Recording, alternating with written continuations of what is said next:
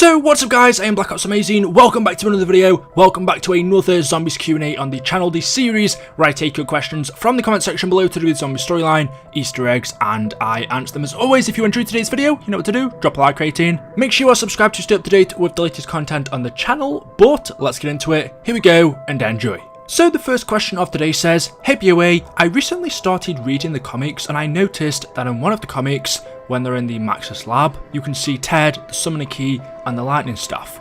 Are these real things or did Maxis make copies? So if we go over to the comic that you're talking about on this exact page, we can see we have a room full of many different items. Misty is standing there, she says, well, holy crap, after seeing all of this stuff. But in this room we have Ted, the lightning staff, the Vril Sophia, there's also the golden rod, a TV there I think that is, and loads of other different things. This room is actually located in the empty earth, and we know within the empty earth, Maxis built a facility called Zero Base, which he used to house multiple different artifacts from multiple different timelines and dimensions. The main reason our Victor's characters travelled to the empty earth was to collect the Canorium. That was another artifact that Maxis collected, but in this room specifically, are these items copies or the real thing? Well, I don't see why Maxis would make a replica of Ted. These are actual artifacts. Still saying that though, why would Maxis take Ted? But he has the Vril Sophia in this room and the golden rod. There's also one of the staffs. We do know the staffs that we used in Origins that Maxis built during that time. Those were replicas.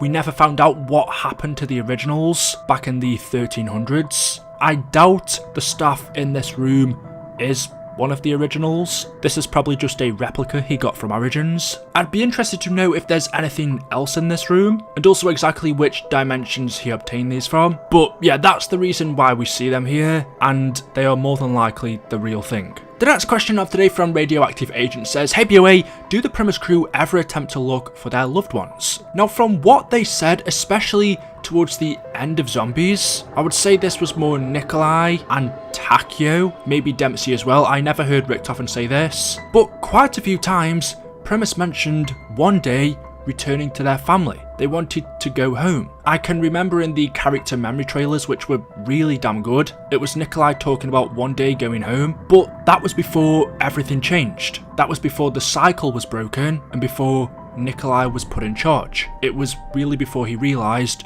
that would never happen. They were stuck in an infinite loop. But at one point our crew did want to go home because most of them do have families, children, wives. Dempsey had a daughter, Nikolai had a family, so did Takio. Richtofen unfortunately didn't, or if he did have any family members, we don't know about them. But they never got the chance to return home anyway. They thought as a part of the cycle, once this was all over, they would have the chance to. But during the cycle, the same thing happens over and over again, and reuniting with their families wasn't one of them. And as part of the broken cycle, that just wasn't possible. And now they're all dead, the multiverse has been destroyed, the only two left are Samantha and Eddie, so I think we can say that's never gonna happen.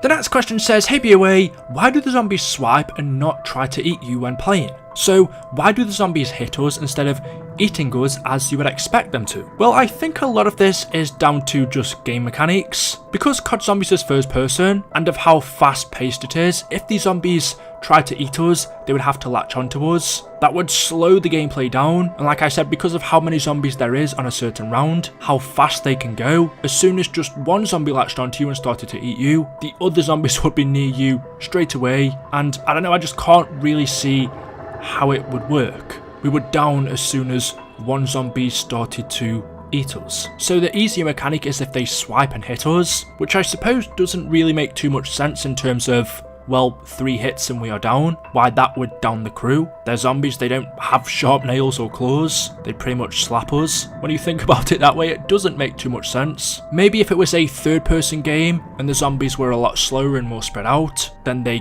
could eat us. And also if you think about it in terms of them trying to kill us, latching onto us and eating us probably would be more effective. We do see in most of the cutscenes for zombies, they don't actually hit the characters. We do see them eat people, for example in the Origins cutscene, but when it comes to gameplay, I would just think it's too difficult to do, or just wouldn't fit because of how fast paced it is. That's why I don't think they try and eat us for gameplay. In terms of storyline, even when the game ends, we don't see them attempt to eat our characters. That wouldn't achieve anything. In order for the crew to turn into the undead, they first have to die, and then Element 115 reanimates them. So if the characters can be killed by hitting, then there's no need for the zombies to eat them. It's kind of a difficult one to explain, but I think this one is just more for gameplay and we have to ignore it. But even when the crew die, for example, in terms of the cycle, we've seen them die plenty of times, we still don't see the zombies eat them, so maybe whoever's controlling them tells them not to, because we have seen them eat other people, or maybe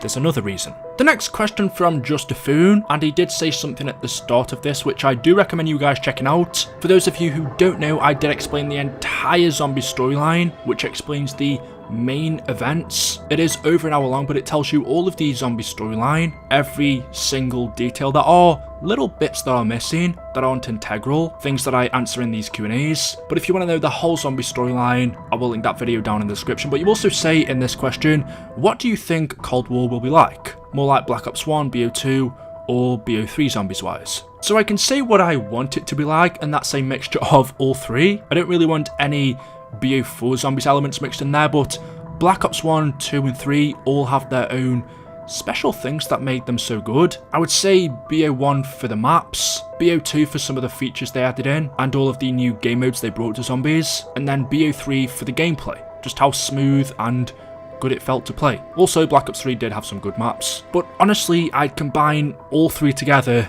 to make the ultimate zombies. What do I think it's going to be like though? I'm thinking more Black Ops 1 because remember, with the zombies we are starting off anew. Black Ops 1 was more towards the earlier days of zombies, where it did feel fresh. It felt like we were still starting things. Remember, during that time we were only getting used to our zombie storyline. We were only introduced to the Ultimus characters towards the end of World at War. From what we've heard in the leaks, it also sounds like it's going to be quite different to anything we're used to. So I'm thinking Black Ops 1, but also something we've never experienced. It's definitely going to be interesting. I'm looking forward to seeing which direction they're going to take it.